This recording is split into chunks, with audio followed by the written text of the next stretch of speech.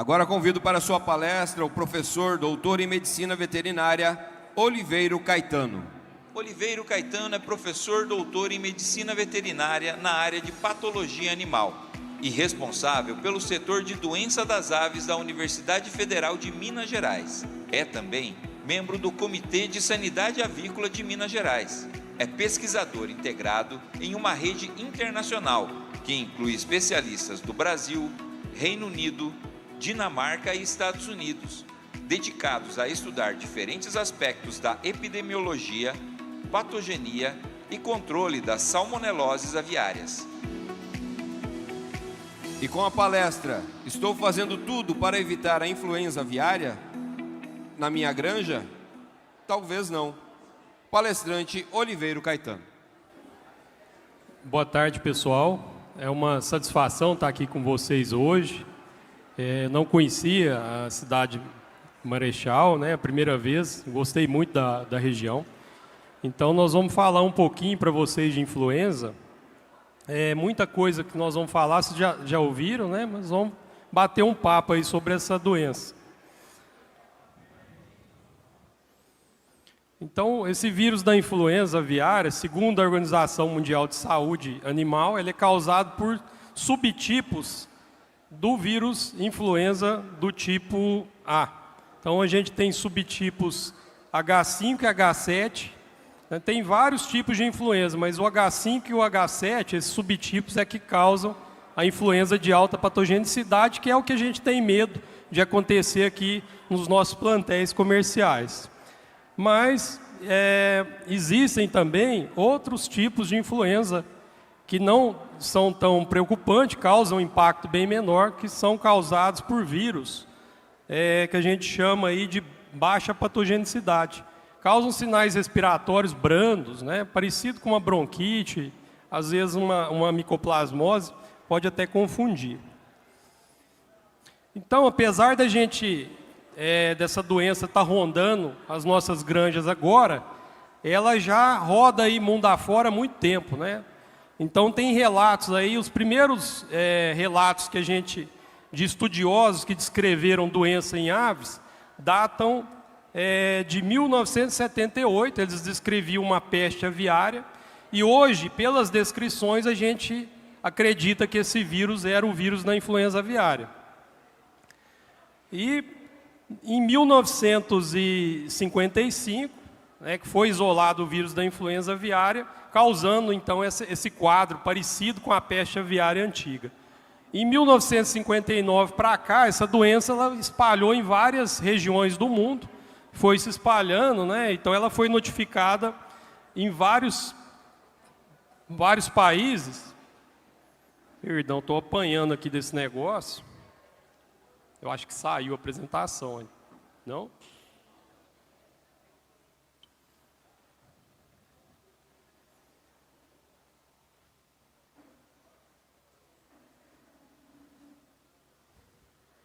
Foi aqui, obrigado. Então ela foi sendo notificada em várias regiões do mundo, e o último caso, que é o que chegou até aqui, que chegou na gente, se iniciou em 2022 nos Estados Unidos, foi se espalhando para outros países da América. É uma estirpe que eles, denominada aí por H5N1, é o subtipo H5N1, e até agora, a gente vê lá nos Estados Unidos, mais ou menos 60 milhões de aves afetadas por esse vírus. Todos os estados americanos relataram casos de influenza aviária de alta patogenicidade. Então, aqui são dados também que preocupam, porque ela causou doença não só em aves domésticas, mas em várias espécies de aves silvestres, e também em mamíferos, várias espécies de mamíferos silvestres. Então, esse vírus ele tem uma versatilidade de transmissão entre hospedeiros um pouco diferente do que a gente conhecia. Então, é um vírus que brinca e pula de animal, Então, isso causou bastante medo nas autoridades, e o medo que a gente tinha é que, com essas aves migratórias que eventualmente saem da América do Norte e vêm para o Brasil, que elas pudessem trazer o vírus para a gente. Então aí tem várias rotas, né? E de fato, o vírus chegou na América do Sul, chegou no Brasil, são 17 países que notificaram a presença desse vírus H5N1. E aqui até ontem à noite, a gente tinha lá no site do Ministério da Agricultura relatados, né, diagnóstico confirmado, 85 focos. Eu acho que desses 85, só 2 são em galinhas de fundo de quintal, o resto são em aves silvestres. E o que acontece? Dentre esses focos, alguns são de ave e fauna local, não é mais aquela ave migratória, é coruja, gavião, é a ave que está aqui na nossa, faz parte do Brasil, que não faz migração. Então, o vírus, ele está, né, essa questão de ave migratória a gente pode esquecer, ele está circulando agora nas aves locais também. Então eu peguei esses dados do Ministério da Agricultura. O último caso no Paraná foi em Paranaguá, né, há alguns dias, 18/8/2023, e está mais ou menos aí 600 quilômetros aqui dessa região, né, em linha reta. Então a gente pode pensar, a situação está tranquila, né, está acontecendo lá no litoral, mas não. A gente tem que enxergar o vírus da influenza como se fosse focos de queimada aí acontecendo no campo aí. A grande diferença é que a queimada a gente consegue ver com satélite, com a fumaça. Esse aqui não tem satélite que detecte nem fumaça. Tá? As únicas maneiras que a gente tem de detectar esse vírus é pelas as vigilâncias que são feitas. Ou vigilância passiva, tá? Que alguém vê ali um caso suspeito e comunica o serviço oficial, ou as vigilâncias ativas aí dos órgãos oficiais. Então pode ser que aqui do lado dessas granjas, né, da nossa região, esteja acontecendo alguma dessas queimadas aqui. Então a gente tem que tomar cuidado, porque ele está circulando aí nessas aves que não são só as migratórias mais. E esse vírus ele desperta uma certa preocupação, porque muitas das pandemias de influenza na espécie humana foram causadas também por influenza do tipo A. Né? A gente tem a gripe russa, que em 1889, e a espanhola, que chegou a matar quase 1/3, aí 1/4 da população. E desde de 1997, teve aí alguns casos de pessoas que ficaram doentes, que contraíram o vírus da influenza aviária e manifestaram, alguns morreram, né? São poucos, se a gente contar desse tempo para cá, com todos os influenza aviários que infectaram pessoas, em torno de 2.000 mortes, mas se esse negócio fica aí circulando em várias espécies, esse vírus esse que está aí, ele tem essa propriedade, pode ser que a gente tenha o surgimento de uma estirpe pandêmica que cause um surto parecido com dessas outras pandemias aí por influenza. No momento, o vírus da influenza que a gente tem relatos aqui, que está circulando, ele tem um potencial zoonótico, tem uma capacidade, causou raros casos, né, mas é um risco mais baixo, mas mesmo assim a gente tem que tomar cuidado. Só a gripe sazonal, que é a gripe que mata a gente aí todo ano, ela mata em torno de 500 mil de pessoas. Então, perto do que o influenza causou até agora, não é grande coisa, né? Mas aí a gente fica em alerta. E é por isso que esse vírus é um dos mais vigiados, tanto pelas autoridades de saúde humana como animais, porque ele pode dar origem a um vírus pandêmico. Então, aqui é sim uma questão aí que se chama, no meio médico, de saúde única. Então esse vírus é um vírus envelopado, ele é fraco, tá? Não é um vírus que resiste muito aí no ambiente. Então todos esses envelopados, eles são sensíveis a desinfetante, não toleram muita temperatura alta, eles não gostam, são inativados facilmente. Então desinfetante, também ficar muito exposto ali na luz, acaba ajudando na destruição desse vírus. Aqui a viabilidade, alguns dados aproximados, isso muda de estirpe, né, de isolado para isolado. Nas condições do Brasil, mais ou menos 5 dias no esterco, é o que ele aguenta. Em temperaturas baixas, como a América do Norte, ele pode durar lá até 60 dias no esterco. Então, a situação nossa é melhor, né, do que a deles. 24 horas em superfície metálica ou plástico e em torno aí de 8 horas em roupas. É o que eu vi aí em alguns estudos.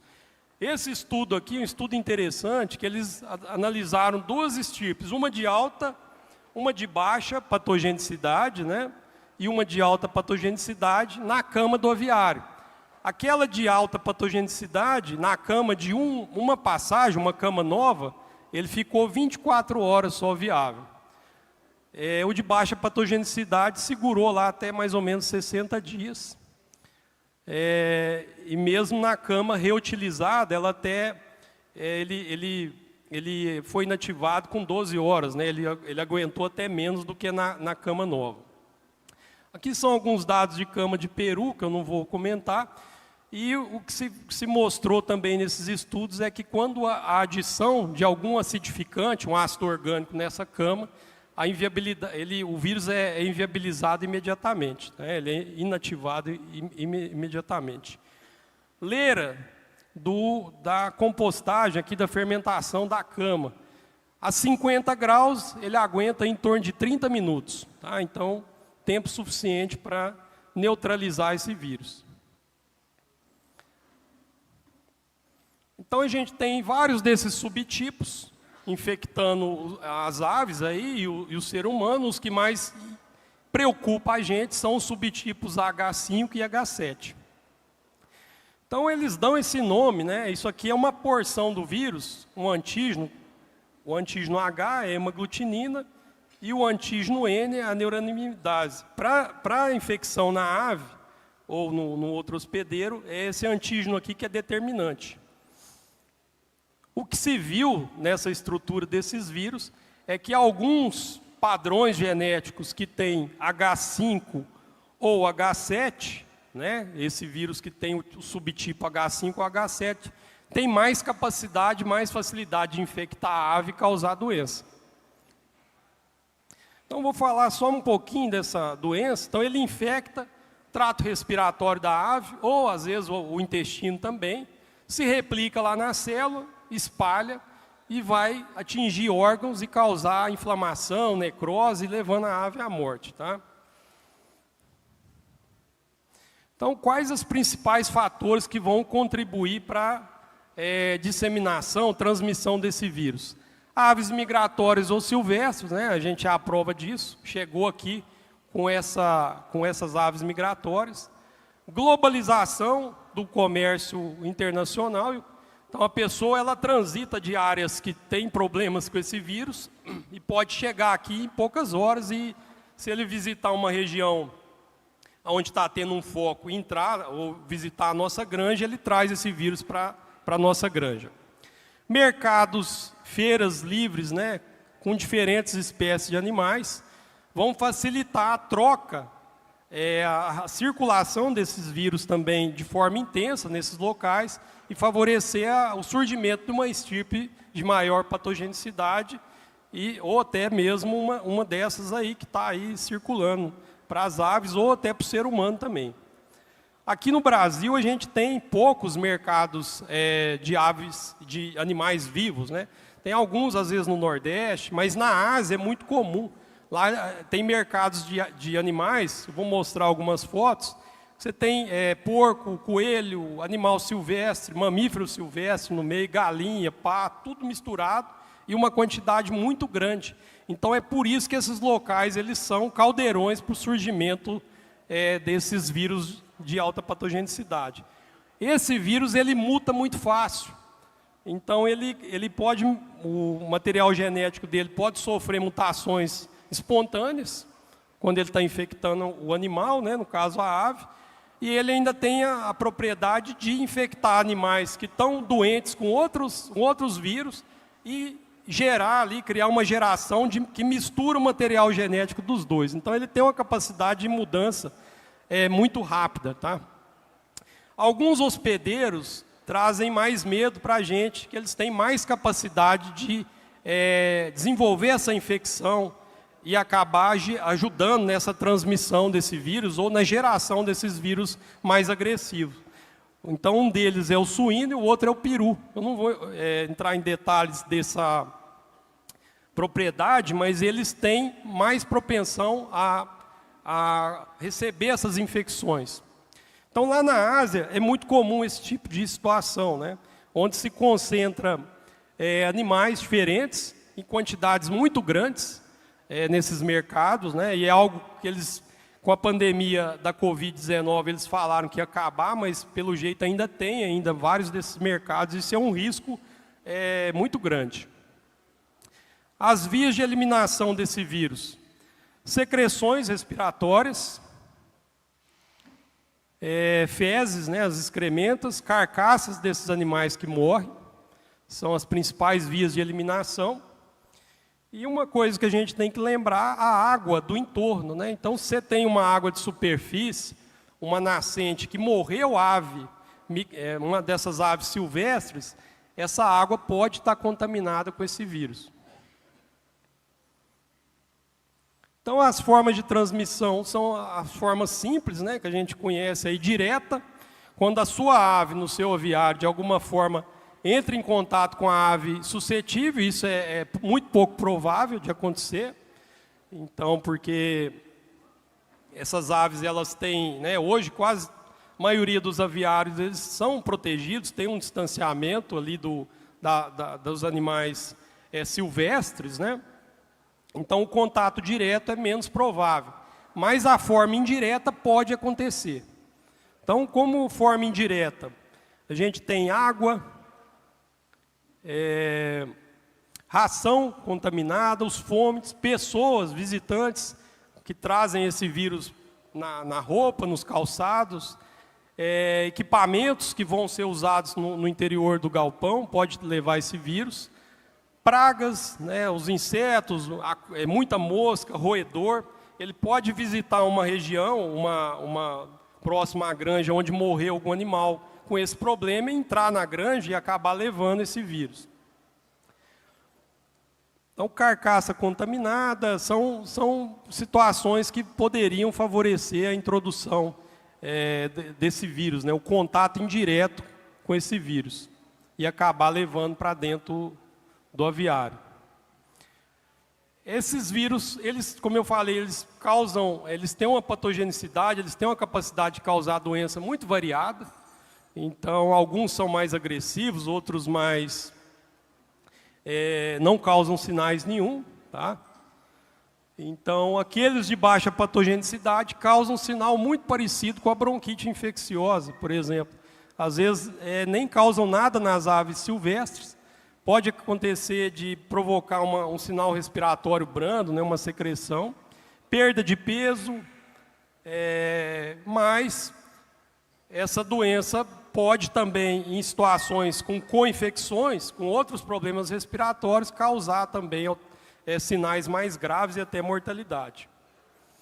Então, os quadros que são descritos para a influenza de baixa patogenicidade seriam quadros de pneumonia, aerossaculite, mas que podem ser agravados por co-infecções ou falhas de manejo, falhas de ambiência, acúmulo muito de poeira, amônia, né, galpão mal ventilado, pode piorar a situação.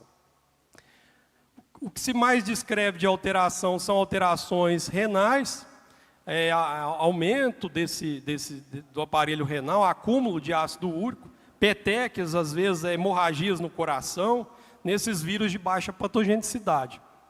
Aquele que nos interessa, que é o de alta patogenicidade, também causa sinais muito distintos, né? O que mais nos chama atenção nos sinais clínicos seria mesmo a alta mortalidade, tá? Aves silvestres, às vezes, não manifestam nenhum sinal clínico, mas essa estirpe H5N1, que está circulando, ela tem matado aí muitas espécies de aves silvestres. Pode causar sinal nervoso, então a ave tem dificuldade de locomover, fica, às vezes, com torcicolo, fica ali meio quietinha, pode causar prostração, né? Para de se alimentar, mas o sinal que realmente chama atenção é a alta mortalidade. Queda no consumo, queda na postura, em aves de produção de ovos e também em matriz, é um sinal que é relatado. E macroscopicamente, o que a gente tem relatos também é cianose na crista e barbela, então ela fica azulada, a crista e a barbela, e esses hematomas nas patas, né? Isso é um alerta que chama atenção. Então, esse é um vídeo, não sei se ele vai passar, né? Que provavelmente a maioria de vocês receberam, de um surto desse vírus que está circulando, num surto que ele causou numa granja de reprodutoras da Argentina. E aí lá mostrava esses sinais. Eu acho que matou 100% do lote. Não passou. A imagem, a câmera não está muito bem, assim, a qualidade não está lá, essas coisas, mas dá para a gente ver essas alterações.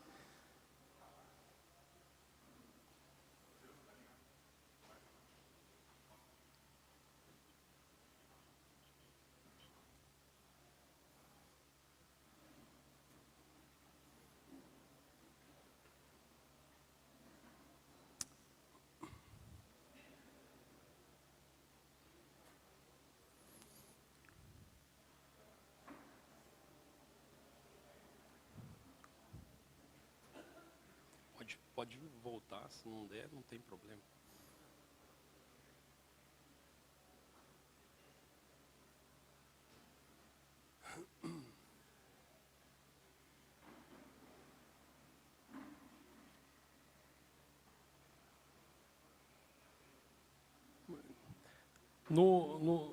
Antes da apresentação, nós testamos, estava funcionando, né? Mas esse negócio de computador tem dessas coisas mesmo, então não deu certo, mas depois eu mando esse vídeo aí para o seu Mário, ele mostra para quem não tiver recebido.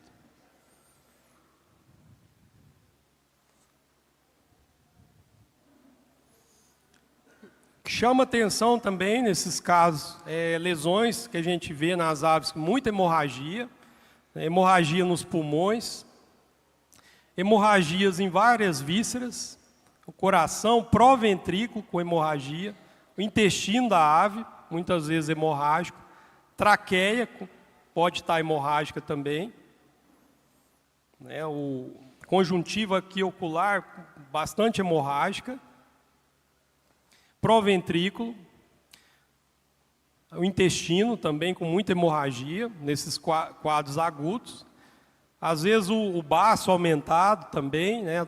Tonsila secal aqui aumentada, necrose no baço, mas essas alterações variam muito. Às vezes o único sinal é só a mortalidade mesmo. Aqui um trabalho que fizeram, um levantamento no Reino Unido, de um surto de influenza, e nas galinhas, por exemplo, a cianose, ela foi um sinal que foi apresentado só em 20% das aves. O que mais, aquele vírus que estava lá, que não é o mesmo que causou nas aves, foi alteração em baço e também no pâncreas. Então, essas alterações nem sempre elas se reproduzem.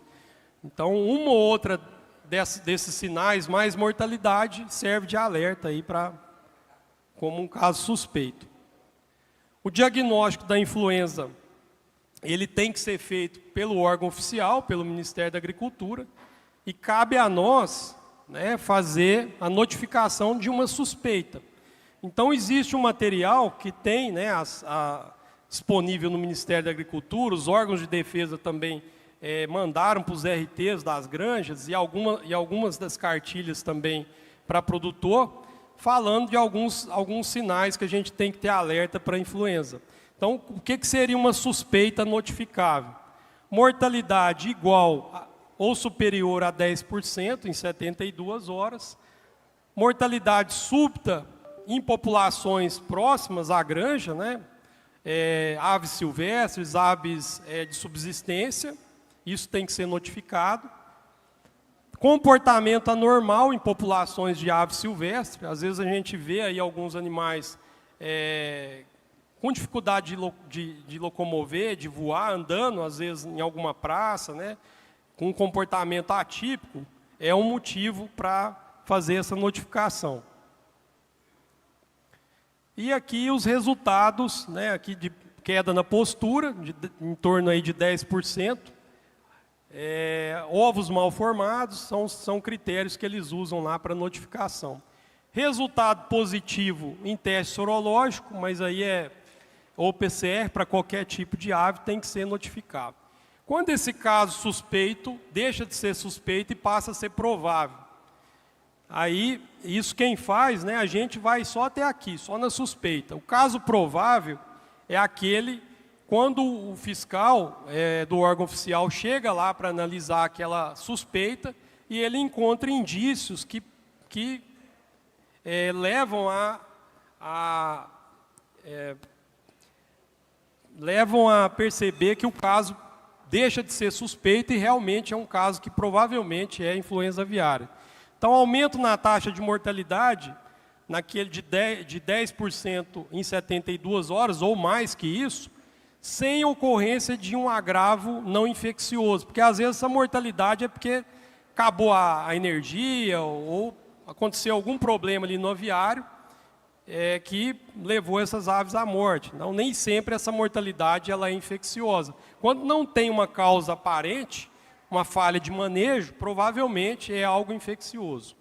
Presença de sinais neurológicos, associação de 2 ou mais dos critérios acima, e aí a detecção do material genético desse vírus em um laboratório da rede credenciada. E talvez, se essa propriedade onde tem um caso suspeito, ela tem algum vínculo epidemiológico com propriedades que relataram, que tiveram focos aí de influenza aviária. O que é um vínculo epidemiológico? Teve por exemplo, foi notificado numa região em ave subsistência,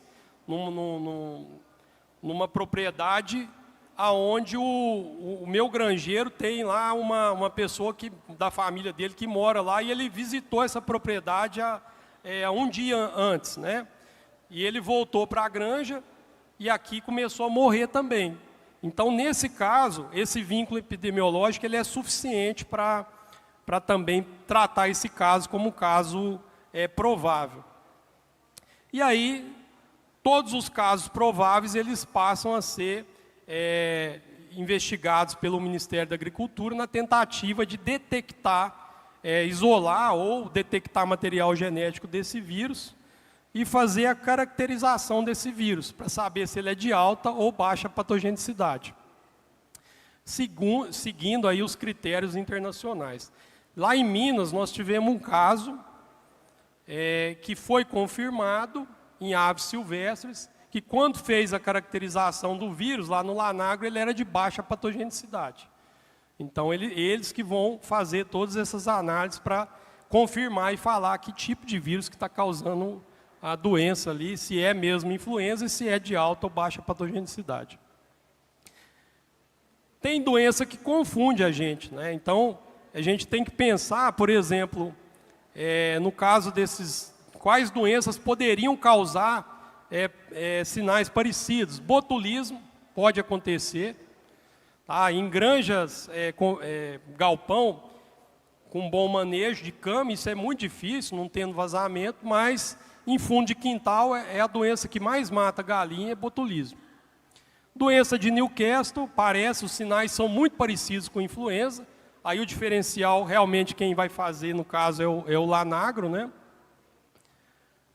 Tifo aviário, Salmonella gallinarum, mata também, às vezes, de forma aguda, pode confundir. Intoxicações, de um modo geral. Então, não é só a influenza que causa mortalidade aguda, então, é importante, mas nessa situação que a gente está, qualquer caso suspeito tem que ser notificado para que a gente consiga, caso tenha uma confirmação, fazer uma operação, o serviço oficial de abafa, de não deixar esse vírus se espalhar para várias granjas.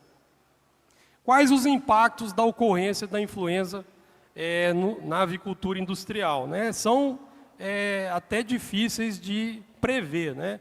Abate de um número elevado de aves, isso pode acontecer. A gente tem um medo muito grande com as regiões produtoras de ovos, né? As regiões de postura, porque eles condensam muitas granjas numa área muito pequena. Então, você tem vizinho com manejo sanitário excelente, com granja de alto nível, e tem o vizinho dele de cerca, às vezes 30, 40 metros, tem um barracão de postura caindo aos pedaços, sem nenhum controle sanitário. Então, a gente pega, por exemplo, a região de Bastos. Num raio pequeno, são mais de 20 milhões de galinhas. Então, ali, se der um surto, no sul de Minas, em Bastos, é uma quantidade muito grande de aves que vão ter que ser abatidas. O pessoal do frango, né, tem um maior distanciamento. Apesar da gente ter algumas regiões mais adensadas, elas estão numa situação bem melhor do que a postura. O impacto ambiental, quando a gente tem o sacrifício de uma quantidade muito grande de aves, tem que dar um destino para essas carcaças. No caso do frango é mais fácil, né? Pode fazer a compostagem, às vezes, dentro do barracão, junto com a cama. Mas no caso da poedeira não tem essa opção. Interdição das propriedades no foco, aí o Ministério da Agricultura é que vai tomar controle da propriedade, decidir o que entra, quem que sai. Normalmente não sai nada, né? Tudo tem que ter autorização deles. Perda do status sanitário, até agora, nesses 85 focos que a gente tem, nós mantivemos o status de avicultura livre, porque não aconteceu nenhum na avicultura, graças a Deus, né? Restrições ao comércio nacional e internacional. Então, se a gente tiver um surto na avicultura de algum dos estados, pode ser que tenha aí uma interdição, um impedimento que esse estado comercialize tanto na exportação como para outros estados do país. Redução no preço da carne do frango, pode acontecer, mas o que vai acontecer é um desajuste de toda a cadeia produtiva. Então, assim, não dá nem para prever, né? A gente tem que pensar que não vai acontecer, mas os impactos econômicos são imensuráveis, tá? Então, aqui o Japão, por exemplo, mesmo não tendo, né, o impacto, não tendo sido diagnosticado influenza em aves de produção, o Japão ele suspendeu a importação de carne do Espírito Santo, de Santa Catarina, depois voltou atrás, né? Então, alguns países usam dessa questão frágil para também tentar brigar na questão do mercado, colocar barreiras aí no mercado do produto. Quais as formas que a gente tem de prevenir a entrada desse vírus?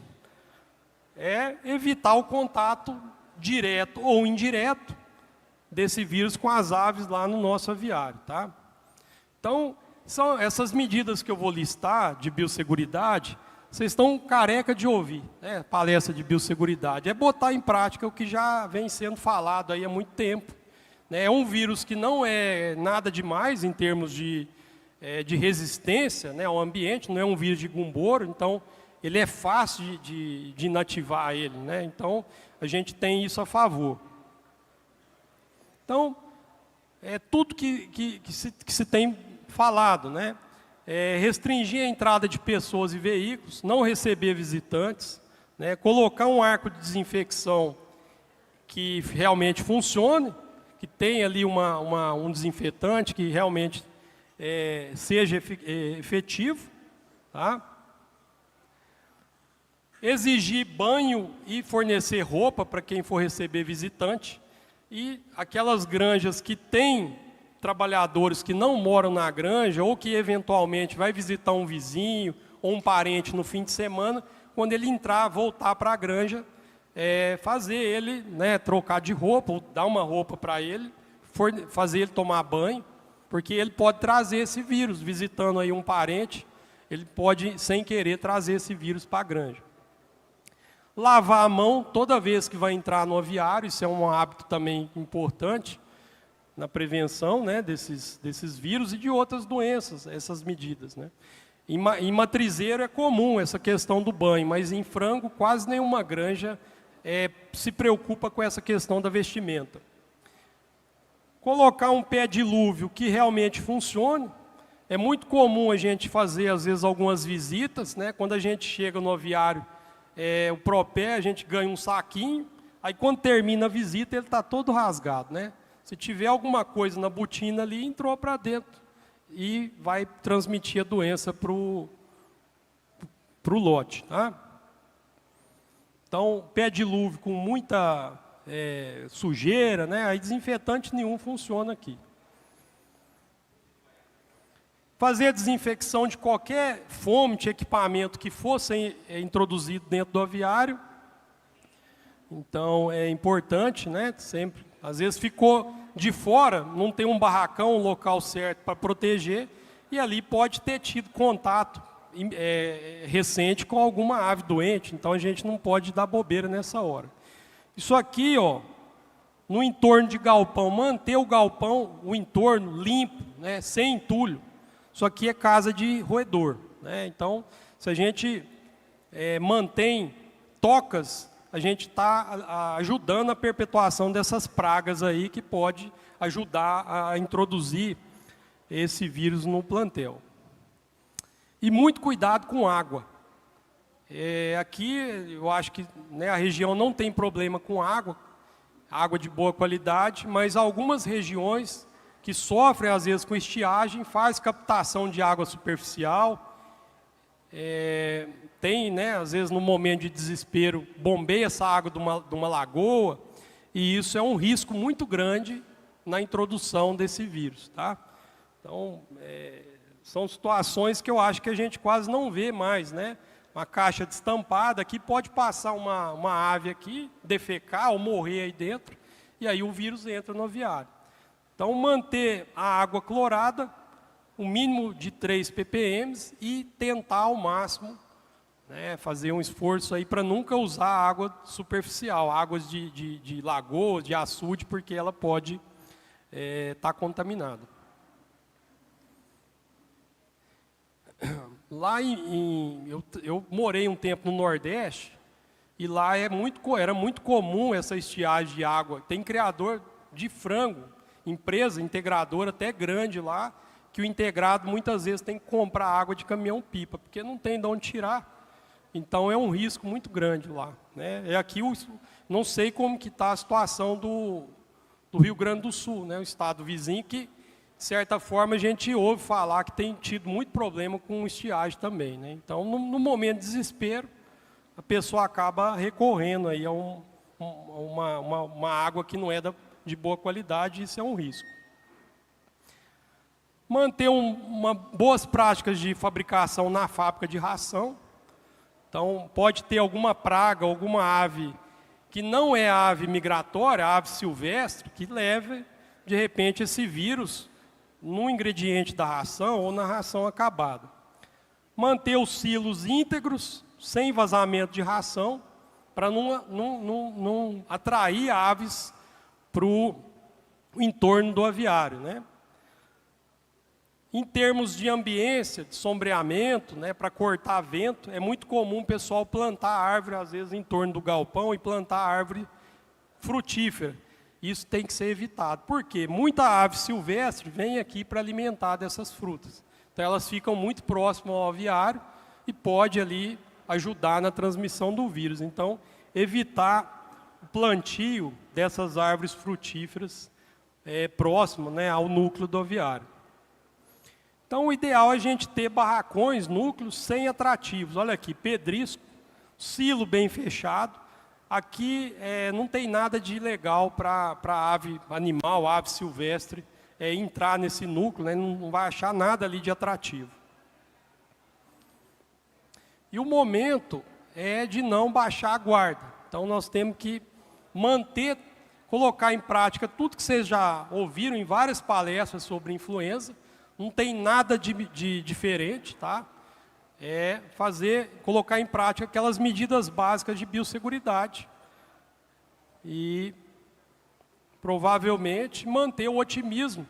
É possível, né? A gente não sabe, não tem bola de cristal para prever, mas pode ser que essa situação, daqui a um tempo, ela se normalize, a gente pare de preocupar com esse agente, mas no momento é algo que a gente tem que tomar muito cuidado, né? Recentemente a gente teve, a Organização Mundial de Saúde Animal declarou que a Argentina, que é o vizinho que estava sofrendo muito com influenza, está livre desse problema, né? Eu não sei como que vai ser, é uma fauna diferente da nossa, é um clima diferente, mas eu espero, né, não tem bola de cristal, que a gente também siga pelo mesmo caminho. É óbvio que cada um tem que fazer a sua parte, né? Então, sem mais delongas, eu gostaria novamente de agradecer aqui o convite para estar aqui com vocês. Eu moro em Belo Horizonte, né? Trabalho aqui, ó. Meu escritório aqui é do lado do Mineirão. É bom e é ruim, porque às vezes eu não consigo ir embora, por causa do dia de jogo muito grande, eu tenho que ficar preso aqui por um tempo. E quem for a Belo Horizonte, faça o favor de nos visitar, tomar um café, comer um pão de queijo lá. E aqui está aqui meu contato. Vocês quiser fazer alguma pergunta, bater um papo, a gente está à disposição de vocês. Isso aí, Oliveira, muito obrigado. Quer passar o vídeo que não rodou antes, para o pessoal dar uma olhadinha? Vamos rodar o vídeo então, que acabou não rodando antes.